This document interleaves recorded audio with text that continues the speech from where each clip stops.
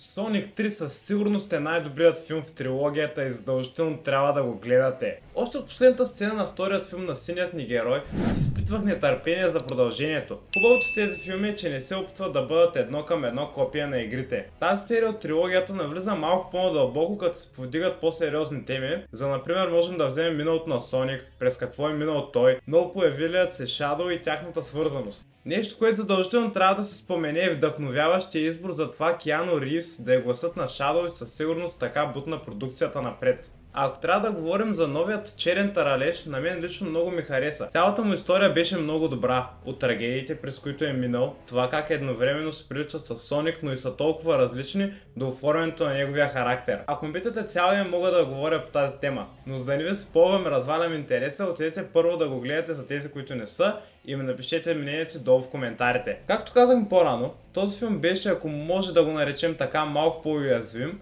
Имам предвид, че имаше доста емоционални сцени, а някои реплики, ако не бяха направени до перфектност, какъвто е тук случая, може да развалят филма и поне малко да объркат зрителя. Нека да си поговорим малко и за нашия любим Соник, който също претърпява промяна и както казвам по-рано, те с Shadow са като отражение един на друг. Но и това е направено добре, така че сме длъжни да поздравим екипа. Говорейки за екипа, няма как да не споменем Джим Кери, който в този филм има още по-тежка задача и я изпълнява превъзходно, като около неговата роля се запознаваме с немалка част от семейство Работник. Нещо, което ми направи приятна изненада е динамиката на битките, дори в най-смелите ми сънища не очаквах да са толкова добре направени.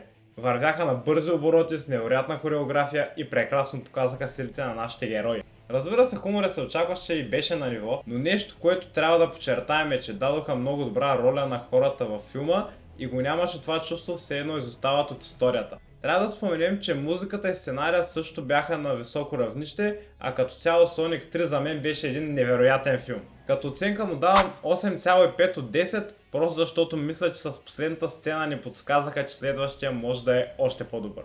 А ако не искате да изпускате още новини около филми и анимета, може да харесате видеото, да се абонирате и да ми оставите мнението си долу в коментарите.